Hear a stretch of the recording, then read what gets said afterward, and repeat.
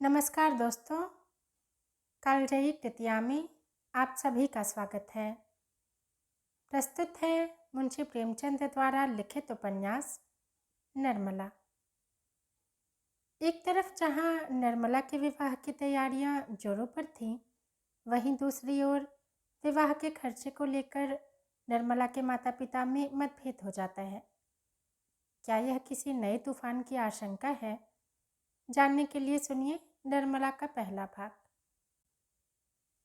यूँ तो बाबू उदय भानुलाल के परिवार में बीसों ही प्राणी थे। कोई ममेरा भाई था, कोई फुफेरा, कोई भांजा था, कोई भतीजा, लेकिन यहाँ हमें उनसे कोई प्रयोजन नहीं। वह अच्छे वकील थे, लक्ष्मी प्रसन्न थी और कुटुंब के दरिद्र प्राणियों को आश्रय देना उनका कर्तव्य ही था। हमारा संबंध तो केवल उनकी दोनों कन्याओं से है, जिनमें बड़ी का नाम निर्मला और छोटी का कृष्णा था।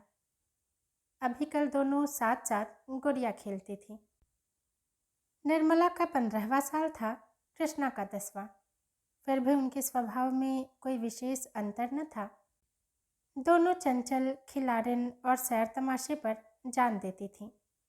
दोनों गुड़िया का धूमधाम से ब्याह करती थीं, सदा काम से जी चुराती थीं। माँ पुकारती रहती थी, पर दोनों कोठे पर छिपी बैठी रहती थी कि न जाने किस काम के लिए बुलाती हैं। दोनों अपने भाइयों से लड़ती थीं, नौकरों को डांटती थीं और बाजे की आवाज़ सुनते ही द्वार पर आकर खड़ी हो जाती थीं। पर आज एकाएक एक ऐसी बात हो गई है जिसने बड़ी को बड़ी और छोटी को छोटी बना दिया है। कृष्णा यही है, पर निर्मला बड़ी गंभीर, एकांत प्रिय और लज्जाशील हो गई है। इधर महीनों से बाबू उदय भानुलाल निर्मला के विवाह की बातचीत कर रहे थे। आज उनकी मेहनत ठिकाने लगी है। बाबू भालचंद्र सिन्हा के ज्येष्ठ पुत्र भुवन मोहन सिन्हा से बात पक्की हो गई है। वर के पिता ने कह दिया है कि आपकी खुशी हो तो दहेज दें या न दें, मुझे इसकी परवाह नहीं। हाँ, बारात में जो लोग जाएं, उनका आदर सत्कार अच्छी तरह होना चाहिए, जिससे मेरी और आपकी जग हंसाई न हो। बाबू उदय भानुलाल थे तो वकील, पर संचय करना न जानते थे। दहेज उनके सामने कठिन समस्या थी। इसलिए जब वर के पिता ने स्वयं कह दिया कि मुझे दहेज की परवाह नहीं, तो मानो उन्हें आंखें मिल गईं। डरते थे न जाने किस किस के सामने हाथ फैलाना पड़े। 2-3 महाजनों को ठीक कर रखा था। उनका अनुमान था कि हाथ रोकने पर भी 20,000 से कम खर्च न होंगे। यह आश्वासन पाकर वे खुशी के मारे फूले न समाये। इसकी सूचना ने अज्ञान बालिका को मुंह ढांप कर एक कोने में बिठा रखा है। उसके हृदय में एक विचित्र शंका समा गई है। रोम रोम में एक अज्ञात भय का संचार हो गया है। न जाने क्या होगा। उसके मन में वे उमंगें नहीं हैं जो युवतियों की आंखों में तिरछी चितवन बनकर, ओठों पर मधुर हास्य बनकर और अंगों में आलस्य बनकर प्रकट होती हैं। नहीं, वहाँ अभिलाषाएं नहीं हैं। वहाँ केवल शंकाएं, चिंताएं और भीरु कल्पनाएं हैं। यौवन का अभी तक पूर्ण प्रकाश नहीं हुआ है। कृष्णा कुछ कुछ जानती है, कुछ कुछ नहीं जानती। जानती है बहन को अच्छे अच्छे गहने मिलेंगे, द्वार पर बाजे बजेंगे, मेहमान आएंगे, नाच होगा। यह जानकर प्रसन्न है और यह भी जानती है कि बहन सबके गले मिलकर रोएगी, यहाँ से रो धोकर विदा हो जाएगी। मैं अकेली रह जाऊंगी, यह जानकर दुखी है, पर यह नहीं जानती कि यह किस लिए हो रहा है। माताजी और पिताजी क्यों बहन को इस घर से निकालने को इतने उत्सुक हो रहे हैं। बहन ने तो किसी को कुछ नहीं कहा, किसी से लड़ाई नहीं की। क्या इसी तरह एक दिन मुझे भी ये लोग निकाल देंगे? मैं भी इसी तरह कोने में बैठकर रोऊंगी और किसी को मुझ पर दया न आएगी। इसलिए वह भयभीत भी है। संध्या का समय था। निर्मला छत पर जाकर अकेली बैठी आकाश की ओर त्रसित नेत्रों से ताक रही थी। ऐसा मन होता था कि पंख होते तो वह उड़ जाती और इन सारे झंझटों से छूट जाती। इस समय बहुधा दोनों बहनें कहीं सैर करने जाया करती थी। बग्घी खाली न होती तो दोनों बगीचे में ही टहला करती, इसलिए कृष्णा उसे खोजती फिरती थी। जब कहीं न पाया तो छत पर आई और उसे देखते ही हंसकर बोली, तुम यहाँ आकर छिपी बैठी हो और मैं तुम्हें ढूंढती फिरती हूँ। चलो, बग्घी तैयार करा आई हूँ। निर्मला ने उदासीन भाव से कहा, तू जा, मैं न जाऊंगी। कृष्णा, नहीं मेरी अच्छी दीदी, आज जरूर चलो, देखो कैसी ठंडी ठंडी हवा चल रही है। निर्मला, मेरा मन नहीं चाहता, तू चली जा। कृष्णा की आंखें टपटपा आईं, कांपती हुई आवाज़ से बोली, आज तुम क्यों नहीं चलती? मुझसे क्यों नहीं बोलती? क्यों इधर उधर छिपी छिपी फिरती हो? मेरा जी अकेले बैठे बैठे घबराता है। तुम न चलोगी तो मैं भी न जाऊंगी, यहीं तुम्हारे साथ बैठी रहूंगी। निर्मला, और जब मैं चली जाऊंगी तब क्या करेगी? तब किसके साथ खेलेगी और किसके साथ घूमने जाएगी? बता। कृष्णा, मैं भी तुम्हारे साथ चलूंगी, अकेले मुझसे यहाँ न रहा जाएगा। निर्मला मुस्कराकर बोली, तुझे अम्मा न जाने देंगी। कृष्णा, तो मैं भी तुम्हें न जाने दूंगी। तुम अम्मा से कह क्यों नहीं देती कि मैं न जाऊंगी? निर्मला, कह तो रही हूँ, कोई सुनता है? कृष्णा, तो क्या यह तुम्हारा घर नहीं है? निर्मला, नहीं, मेरा घर होता तो कोई क्यों जबरदस्ती निकाल देता? कृष्णा, इसी तरह किसी दिन मैं भी निकाल दी जाऊंगी। निर्मला, और नहीं तो क्या, तू बैठी रहेगी? हम लड़कियां हैं, हमारा घर कहीं नहीं होता। कृष्णा, चंदर भी निकाल दिया जाएगा? निर्मला, चंदर तो लड़का है, उसे कौन निकालेगा? कृष्णा, तो लड़कियां बहुत खराब होती होंगी।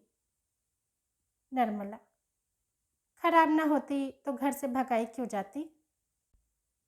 कृष्णा, चंदर इतना बदमाश है, उसे कोई नहीं भगाता। हम तुम तो कोई बदमाशी भी नहीं करती। एकाएक चंदर धम धम करता हुआ छत पर आ पहुंचा और निर्मला को देखकर बोला, अच्छा आप यहाँ बैठी हैं?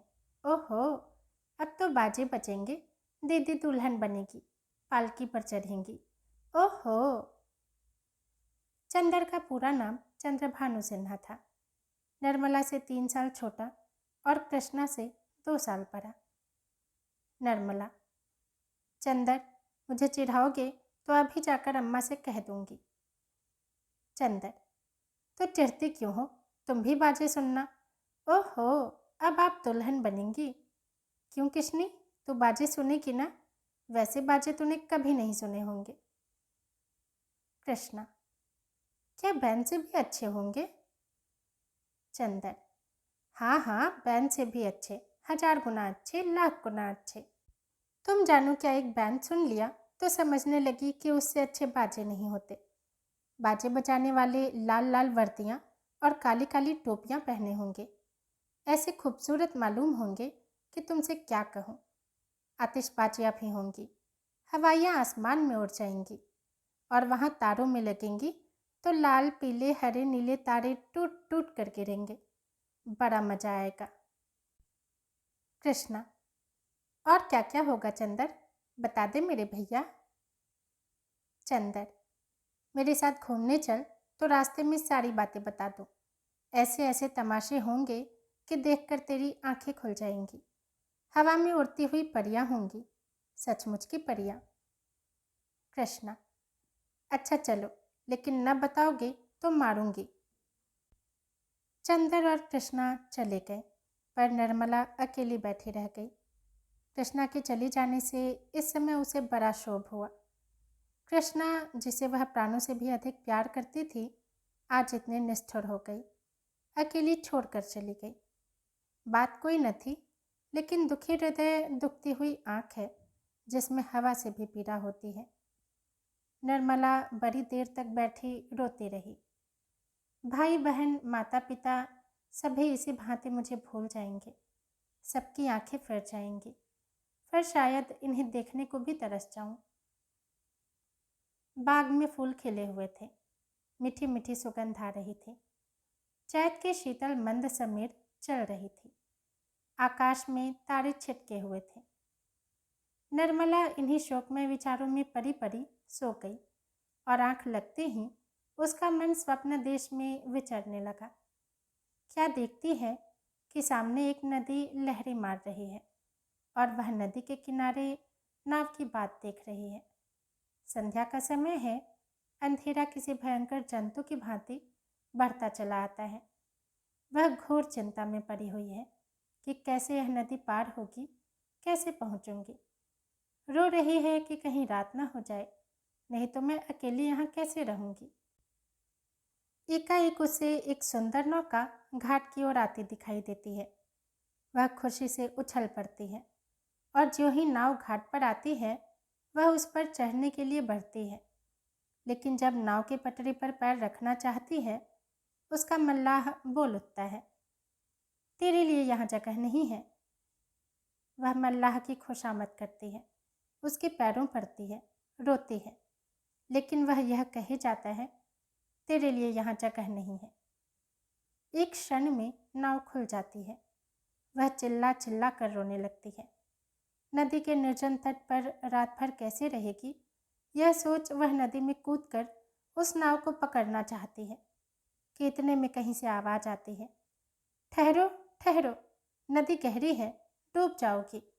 वह नाव तुम्हारे लिए नहीं है, मैं आता हूँ, मेरी नाव में बैठ जाओ, मैं उस पार पहुँचा दूँगा। वह भयभीत होकर इधर उधर देखती है कि यह आवाज़ कहाँ से आई। थोड़ी देर के बाद एक छोटी सी डोंगी आती दिखाई देती है। उसमें न पाल है, न पतवार, न मस्तूल। पेंदा फटा हुआ है, तख्ते टूटे हुए, नाव में पानी भरा हुआ है और एक आदमी उसमें से पानी उलीच रहा है। वह उससे कहती है, यह तो टूटी हुई है, यह कैसे पार लगेगी। मल्लाह कहता है, तुम्हारे लिए यही भेजी गई है, आकर बैठ जाओ। वह एक क्षण सोचती है, इसमें बैठूं या न बैठूं। अंत में वह निश्चय करती है, बैठ जाऊं। यहाँ अकेली पड़ी रहने से नाव में बैठ जाना फिर भी अच्छा है। किसी भयंकर जंतु के पेट में जाने से तो यही अच्छा है कि नदी में डूब जाऊं। कौन जाने नाव पार ही पहुंच जाए। यह सोचकर वह प्राणों को मुट्ठी में लिए हुए नाव पर बैठ जाती है। कुछ देर तक नाव डगमगाती हुई चलती है, लेकिन प्रतिक्षण उसमें पानी भरता जाता है। वह भी मल्लाह के साथ दोनों हाथों से पानी उलीचने लगती है, यहाँ तक कि उनके हाथ थक जाते हैं, पर पानी बढ़ता ही चला जाता है। आखिर नाव चक्कर खाने लगती है। मालूम होती है अब डूबी, अब डूबी। तब वह किसी अदृश्य सहारे के लिए दोनों हाथ फैलाती है। नाव नीचे जाती है और उसके पैर उखड़ जाते हैं। वह जोर से चिल्लाई और चिल्लाते ही उसकी आंखें खुल गईं। देखा तो माता सामने खड़ी उसका कंधा पकड़कर हिला रही थी। बाबू उदय भानुलाल का मकान बाजार बना हुआ है। बरामदे में सुनार के हथौड़े और कमरे में दर्जे की सुइयां चल रही हैं। सामने नीम के नीचे बढ़ई चारपाइयां बना रहा है। खपरैल में हलवाई के लिए भट्ठा खोदा गया है। मेहमानों के लिए अलग एक मकान ठीक किया गया है। यह प्रबंध किया जा रहा है कि हर एक मेहमान के लिए एक एक चारपाई, एक एक कुर्सी और एक एक मेज हो। हर 3 मेहमानों के लिए एक एक कहार रखने की तजवीज़ हो रही है। अभी बारात आने में 1 महीने की देर है, लेकिन तैयारियां अभी से हो रही हैं। बारातियों का ऐसा सत्कार किया जाए कि किसी को जबान हिलाने का मौका न मिले। वे लोग भी याद करें कि किसी के यहाँ बारात में गए थे। पूरा मकान बर्तनों से भरा हुआ है। चाय के सेट हैं, नाश्ते की तस्तरियाँ, थाल, लोटे, गिलास। जो लोग नित्य खाट पर पड़े हुक्का पीते रहते थे, बड़ी तत्परता से काम में लगे हुए हैं। अपनी उपयोगिता सिद्ध करने का ऐसा अवसर उन्हें फिर बहुत दिनों बाद मिलेगा। जहाँ एक आदमी को जाना होता है 5 दौड़ते हैं। काम कम होता है, हुल्लड़ अधिक। जरा जरा सी बात पर घंटों तर्क वितर्क होता है और अंत में वकील साहब को आकर निर्णय करना पड़ता है। एक कहता है यह घी खराब है, दूसरा कहता है इससे अच्छा बाजार में मिल जाए तो टांग की राह से निकल जाऊं। तीसरा कहता है इसमें तो हीक आती है। चौथा कहता है तुम्हारी नाक ही सड़ गई है, तुम क्या जानो घी किसे कहते हैं। जब से यहाँ आए हो घी मिलने लगा है, नहीं तो घी के दर्शन भी न होते थे। इस पर तकरार बढ़ जाती है और वकील साहब को झगड़ा चुकाना पड़ता है। रात के 9 बजे थे। उदय भानुलाल अंदर बैठे हुए खर्च का तखमीना लगा रहे थे।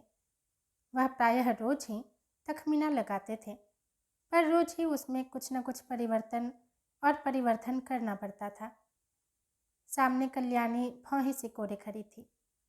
बाबू साहब ने बड़ी देर के बाद सिर उठाया और बोले, 10,000 से कम नहीं होता, बल्कि शायद और बढ़ जाए। कल्याणी, 10 दिन में 5 से 10,000 हुए, 1 महीने में तो शायद 1 लाख की नौबत आ जाए। उदय भानुलाल, क्या करूं, जग हंसाई भी तो अच्छी नहीं लगती। कोई शिकायत हुई तो लोग कहेंगे नाम बड़े दर्शन थोड़े। फिर जब वह मुझसे दहेज 1 पाई नहीं लेते तो मेरा भी कर्तव्य है कि मेहमानों के आदर सत्कार में कोई बात उठा न रखूं। कल्याणी, जब से ब्रह्मा ने सृष्टि रची तब से आज तक कभी बारातियों को कोई प्रसन्न नहीं रख सकता। उन्हें दोस्त निकालने और निंदा करने का कोई न कोई अवसर मिल ही जाता है। जिसे अपने घर सूखी रोटियां भी मैसर नहीं, वह भी बारात में जाकर तानाशाह बन बैठता है। तेल खुशबूदार नहीं, साबुन टके शेर का जाने कहाँ से बटेर लाए। कहार बात नहीं सुनते, लालटेनें धुआं देती हैं, कुर्सियों में खटमल है, चारपाइयाँ ढीली हैं, जनवासे की जगह हवादार नहीं। ऐसी ऐसी हजारों शिकायतें होती रहती हैं। उन्हें आप कहाँ तक रोकिएगा। अगर यह मौका न मिला तो और कोई ऐब निकाल लिए जाएंगे। भाई यह तेल तो बिल्कुल बेकार है, हमें तो सादा तेल चाहिए। जनाब ने यह साबुन नहीं भेजा है, अपनी अमीरी की शान दिखाई है, मानो हमने साबुन देखा ही नहीं। ये कहार नहीं, यमदूत हैं, जब देखिए सिर पर सवार। लालटेनें ऐसी भेजी हैं कि आंखें चमकने लगती हैं। अगर 10-5 दिन इस रोशनी में बैठना पड़े तो आंखें फूट जाएं। जनवासा क्या है, अभागे का भाग्य है, जिस पर चारों तरफ से झोंके आते रहते हैं। मैं तो फिर यही कहूँगी कि बारातियों के नखरों का विचार ही छोड़ दो। उदय भानुलाल, तो आखिर तुम मुझे क्या करने को कहती हो। कल्याणी, कह तो रही हूँ, पक्का इरादा कर लो कि मैं 5,000 से अधिक न खर्च करूँगा। घर में तो टका है नहीं, कर्ज ही का भरोसा ठहरा, तो इतना कर्ज क्यों ले कि जिंदगी में अदा न हो। आखिर मेरे और बच्चे भी तो हैं, उनके लिए भी तो कुछ चाहिए। उदय भानुलाल, तो क्या मैं आज ही मरा जाता हूँ। कल्याणी, जीने मरने का हाल कोई नहीं जानता। उदय भानुलाल, तो तुम बैठी यही मनाया करती हो। कल्याणी, इसमें बिगड़ने की तो कोई बात नहीं, मरना एक दिन सभी को है, कोई यहाँ अमर होकर थोड़ी ही आया है। आंखें बंद कर लेने से होने वाली बात न टलेगी। रोज आंखों देखती हूँ, बाप का देहांत हो जाता है, उसके बच्चे गली गली ठोकरे खाते फिरते हैं। आदमी ऐसा काम ही क्यों करे। उदय भानुलाल ने चल कर कहा, तो अब समझ लो कि मेरे मरने के दिन निकट आ गए। यही तुम्हारी भविष्यवाणी है। सुहाग से स्त्रियों का जी उबते नहीं सुना था, आज यह नई बात मालूम हुई। रंडापे में कोई सुख होगा ही। कल्याणी, तुमसे दुनिया की कोई भी बात कही जाती है तो जहर उगलने लगते हो, इसलिए ना कि जानते हो इसे कहीं टिकना नहीं है, मेरी ही रोटियों पर पड़ी हुई है, या और कुछ। जहाँ कोई बात कही बस सिर हो गए, मानो मैं घर की लौंडी हूँ, मेरा केवल रोटी और कपड़े का नाता है। जितना ही मैं दबती हूँ तुम और भी दबाते हो। मुफ्तखोर माल उड़ाए कोई मुँह न खोले, शराब कबाब में रुपए लूटे कोई जबान न हिलाए। ये सारे कांटे मेरे बच्चों के लिए ही तो बोए जा रहे हो। उदय भानुलाल, तो मैं क्या तुम्हारा गुलाम हूँ? कल्याणी, तो क्या मैं तुम्हारी लौंडी हूँ? उदय भानुलाल, ऐसे मर्द और होंगे जो औरतों के इशारों पर नाचते हैं। कल्याणी, तो ऐसी स्त्रियां भी और होंगी जो मर्दों की जूतियां सहा करती हैं। उदय भानुलाल, मैं कमा कर लाता हूँ, जैसे चाहूँ खर्च कर सकता हूँ, किसी को बोलने का अधिकार नहीं। कल्याणी, तो आप अपना घर संभालिए। ऐसे घर को मेरा दूर से ही प्रणाम है, जहाँ मेरी कोई पूछ नहीं। घर में तुम्हारा जितना अधिकार है उतना ही मेरा भी, इसे जौ भर भी कम नहीं। अगर तुम अपने मन के राजा हो तो मैं भी अपने मन की रानी हूँ। तुम्हारा घर तुम्हें मुबारक रहे। मेरे लिए पेट की रोटियों की कमी नहीं है। तुम्हारे बच्चे हैं, मारो या चिल्लाओ, ना आंखों से देखूंगी न पीड़ा होगी। आंखें फूटी, पीड़ गई। उदय भानुलाल, क्या तुम समझती हो कि तुम न संभालोगी तो मेरा घर ही न संभलेगा? मैं अकेले ऐसे ऐसे 10 घर संभाल सकता हूँ। कल्याणी, कौन? अगर आज के महीने दिन मिट्टी में न मिल जाए तो कहना कोई कहती थी। यह कहते कहते कल्याणी का चेहरा तमतमा उठा। वह झमक कर उठी और कमरे के द्वार की ओर चली। वकील साहब मुकदमे में तो खूब मीन मीख निकालते थे, लेकिन स्त्रियों के स्वभाव का उन्हें कुछ यूं ही सा ज्ञान था। यही एक ऐसी विद्या है जिसमें आदमी बूढ़ा होने पर भी कोरा रह जाता है। अगर वे अब भी नरम पड़ जाते और कल्याणी का हाथ पकड़कर बिठा लेते तो शायद वह रुक जाती, लेकिन आपसे यह तो न हो सका। उल्टे चलते चलते एक और चरका दिया। बोले, मैके का घमंड होगा। कल्याणी ने द्वार पर रुककर पति की ओर लाल लाल नेत्रों से देखा और बिफर कर बोले, मैके वाले मेरे तकदीर के साथी नहीं हैं और न मैं इतनी नीच हूँ कि उनकी रोटियों पर जा पड़ूं। उदय भानुलाल, तब कहाँ जा रही हो? कल्याणी, तुम यह पूछने वाले कौन होते हो? ईश्वर की सृष्टि में असंख्य प्राणियों के लिए जगह है, क्या मेरे लिए ही जगह नहीं है? यह कहकर कल्याणी कमरे के बाहर निकल गई। आंगन में आकर उसने एक बार आकाश की ओर देखा, मानो तारागण को साक्षी दे रही है कि मैं इस घर में कितनी निर्दयता से निकाली जा रही हूँ। रात के 11 बज गए थे। घर में सन्नाटा छा गया था। दोनों बेटों की चारपाई उसी के कमरे में रहती थी। वह अपने कमरे में आई, देखा चंद्रभानु सोया है। सबसे छोटा सूर्य भानु चारपाई पर उठ बैठा है। माता को देखते ही वह बोला, तुम कहाँ गई थी अम्मा? कल्याणी दूर ही से खड़े खड़े बोली, कहीं तो नहीं बेटा, तुम्हारे बाबूजी के पास गई थी। सूर्य भानु, तुम तली दई, मुझे अकेले डर लगता था। तुम क्यों तली दई, बताओ? यह कहकर बच्चे ने गोद में चढ़ने के लिए दोनों हाथ फैला दिए। कल्याणी अब अपने को न रोक सकी। मातृ स्नेह के सुधा प्रवाह से उसका संतप्त हृदय परिप्लावित हो उठा। हृदय के कोमल पौधे जो क्रोध के ताप से मुरझा गए थे, फिर हरे हो गए।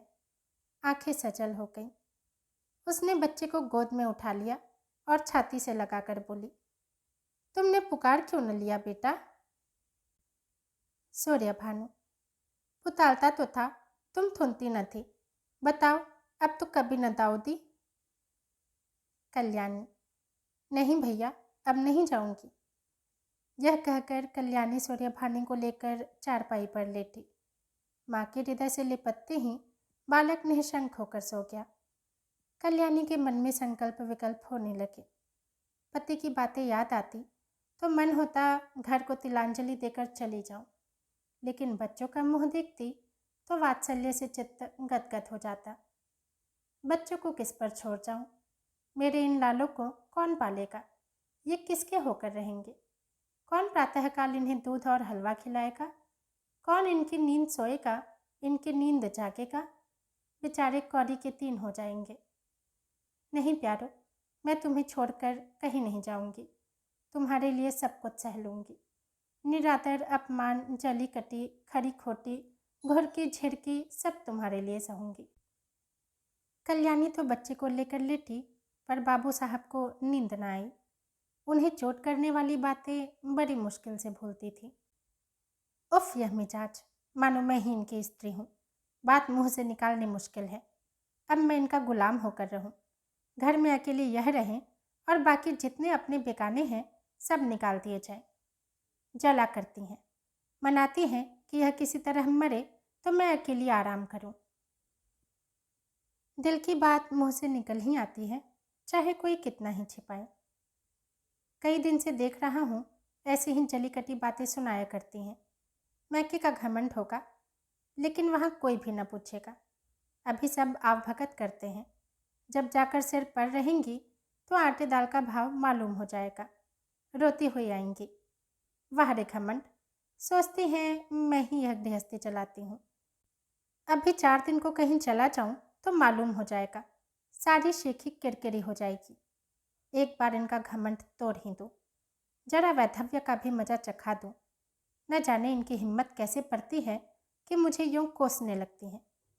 मालूम होता है प्रेम इन्हें छू नहीं गया, या समझती हैं यह घर से इतना चिपटा हुआ है, इसे चाहे जितना कोसूं टलने का नाम न लेगा। यही बात है, पर यहाँ संसार से चिमटने वाले जीव नहीं हैं। जहन्नुम में जाए यह घर, जहाँ ऐसे प्राणियों से पाला पड़े। घर है या नरक। आदमी बाहर से थका मांदा आता है तो उसे घर में आराम मिलता है। यहाँ आराम के बदले कोसने सुनने पड़ते हैं। मेरी मृत्यु के लिए व्रत रखे जाते हैं। यह है 25 वर्ष के दाम्पत्य जीवन का अंत। बस चल ही दो। जब देख लूँगा इनका सारा घमंड धूल में मिल गया और मिजाज ठंडा हो गया तो लौट आऊँगा। 4-5 दिन काफ़ी होंगे। लो, तुम भी याद करोगी किसी से पाला पड़ा था। यही सोचते हुए बाबू साहब उठे। रेशमी चादर गले में डाली, कुछ रुपए लिए, अपना कार्ड निकालकर दूसरे कुर्ते की जेब में रखा, छड़ी उठाई और चुपके से बाहर निकले। सब नौकर नींद में मस्त थे। कुत्ता आहट पाकर चौंक पड़ा और उनके साथ हो लिया। पर यह कौन जानता था कि यह सारी लीला विधि के हाथों रची जा रही है। जीवन रंगशाला का वह निर्दय सूत्रधार किसी अगम गुप्त स्थान पर बैठा हुआ अपनी जटिल क्रूर क्रीड़ा दिखा रहा है। यह कौन जानता था कि नकल असल होने जा रही है, अभिनय सत्य का रूप ग्रहण करने वाला है। निशा ने इंदु को परास्त करके अपना साम्राज्य स्थापित कर लिया था। उसकी पैशाचिक सेना ने प्रकृति पर आतंक जमा रखा था। सद्वृत्तियाँ मुँह छिपाई पड़ी थीं और कुवृत्तियाँ विजय गर्व से इठलाती फिरती थीं। वन में वन्य जंतु शिकार की खोज में विचार रहे थे और नगरों में नर पिशाच गलियों में मंडराते फिरते थे। बाबू उदय भानुलाल लपके हुए गंगा की ओर चले जा रहे थे।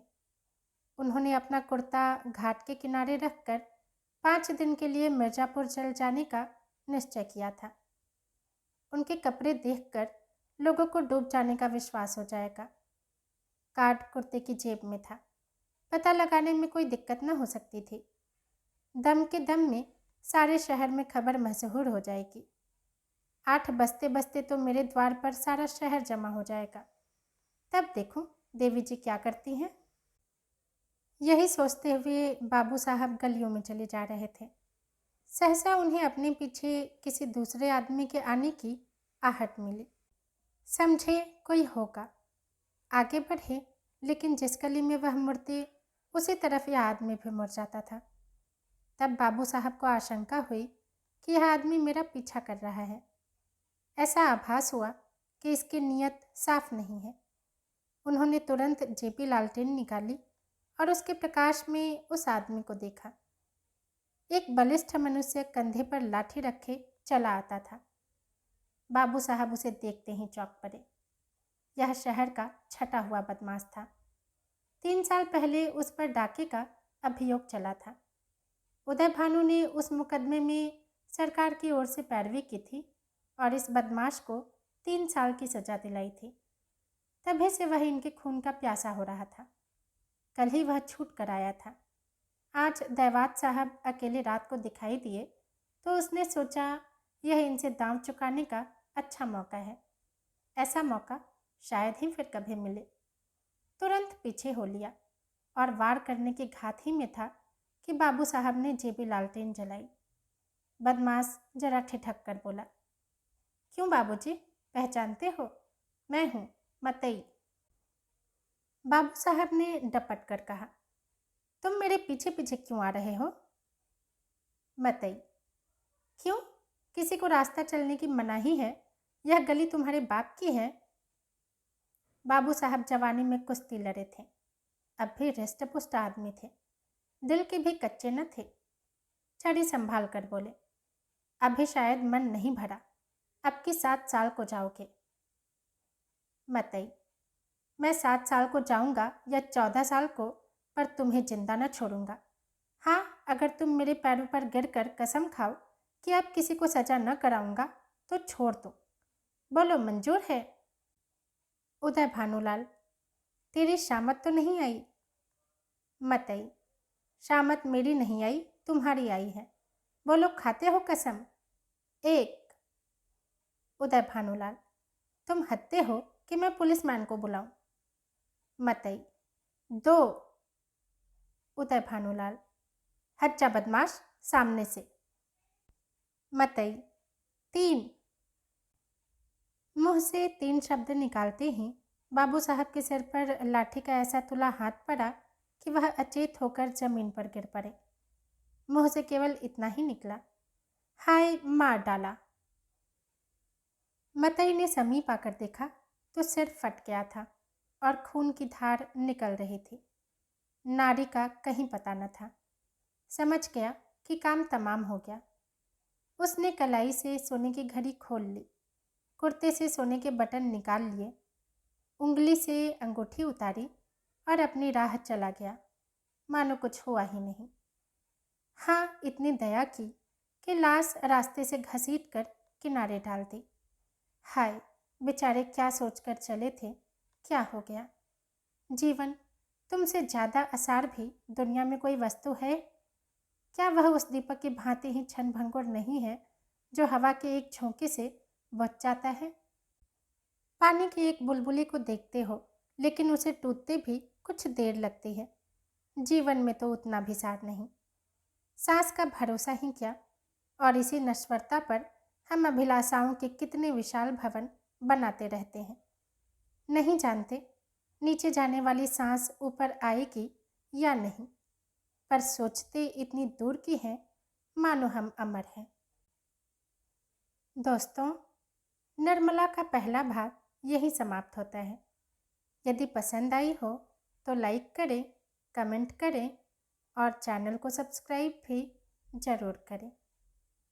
धन्यवाद।